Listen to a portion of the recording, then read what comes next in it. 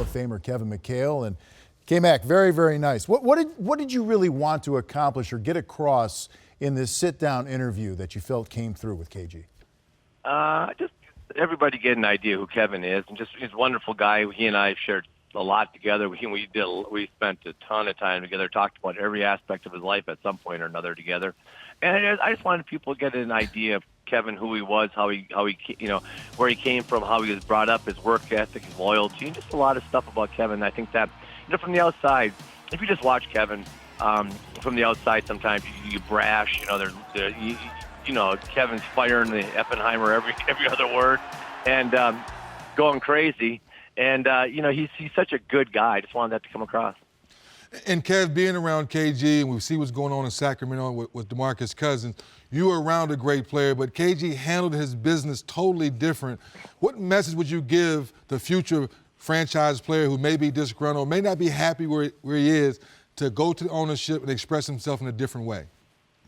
Well, you know what? Kevin was all about, we'd lose or, we'd win around 50, 52, 53, 54. We got to the Western Conference Finals once with Kev.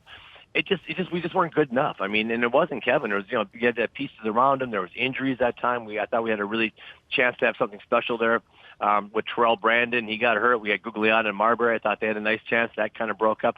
So Kevin always took it upon himself to be better. And I've got to do more. He never ever blamed other people. Don't blame other people. If you're the top player on the team, you got to make everybody better. They're not there to make you better. They're there so that you can help them improve. You're the best player on the team. You're going to get all of the money. You're going to get all the accolades. You're going to get everything. Make everybody better. And that's the thing that Kevin did. So I tell you what, if you're a player, go there and say, what can I do? What can I do? What more can I do? And I'm not talking about putting up numbers, because I'm so tired of numbers. I watched the All-Star game. It was like 742 to 740, I think. And, I don't want to talk about numbers. I want to talk about winning games, because that's what it's all about. In this league, it's about winning games. Everybody gets paid a ton of dough. I don't even know what the average salary is anymore. It's got to be $6-7 million. The average. That's average salary. Okay. Everybody gets shoe contracts. Everybody's got this.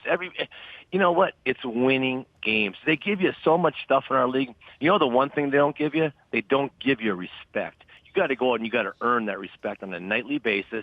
And that's what I would tell these guys. Go earn your respect. There's a way to win 52, 53 games with a team that maybe is not that talented, but you're the best guy and you drive them. And I tell you what, people respect that. And that's just that's the way I believe this game is. I think your top players have all the onus on them to make everybody better. And nobody wants to hear a guy complain. I promise you that. Yeah, Kevin, what's your best guess regarding how DeMarcus Cousins will fit in New Orleans? And do you think we'll see a real tangible change in his personality, if not his game to a certain extent? No, I don't think you'll see any change, and I don't think he'll fit in very well. He hasn't fit in very well yet in the NBA. You can talk about numbers. You can talk about a lot of stuff. I mean, I hear people saying, Vlade got screwed in this deal. Vlade talked to every team in the league. Now, from the outside looking in, you might say, I always say this, okay? You have a house, and everybody tells you it's a $2 million house, okay? The best offer you get is $1 million. You have $1 million house. That's what other people are willing to pay for it. What were they willing to give up for DeMarcus Cousins? Evidently, New Orleans had the best. They had a draft choice. They had Buddy Hield. They had some stuff that they could do. I mean, I don't know if he can change. I really don't. I mean, he just is such a talented guy, but controversy, and all kinds of just superfluous crap just seems to float around the guy. And I'm telling you right now, you don't win when you have that. You don't win when you're dysfunctional. You win. It's not talent. It's togetherness. It's not talent. It's toughness. It's not talent. It's teamwork. That's what gets it over. And, of course, you have to have talent to win, but you need those other things, too. And I just don't see Boogie. Honestly, I just don't see Boogie doing a lot of that stuff for other people. And with that being said, K-Mac, you've been on the sidelines, and a lot of times as the coach, you don't have that final say-so in moves. What is the message you're giving to Alvin Gentry, knowing that you have Cousins coming in with all that talent, but you also have one of the best young men in Anthony Davis? You don't want to mess up his growth and his development as well. What is that message to Alvin Gentry? Well, Alvin Gentry's message is make it work, and which it can. I mean, I think it can, but I think the problem you're going to have is I think you're going to see AD probably making a lot of accommodations to DeMarcus Cousins. where I think it should go the other way. DeMarcus Cousins should make. I think AD has a chance to to be. He's such a good player. I'm not saying DeMarcus Cousins isn't talented, because he is, but I think AD's got that next level of something. When I watch him, I'm like, oof, he does stuff that just amazing, and they need to build around him.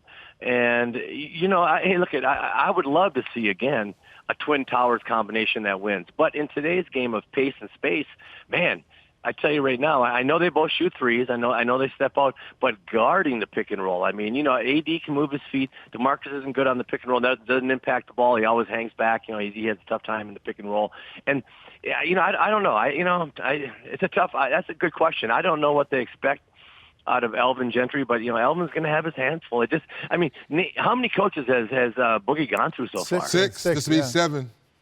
Yeah, this will be his 7th coach. Wow. Man, that guy goes through Lucky like some 7. guys go through wives. Yeah.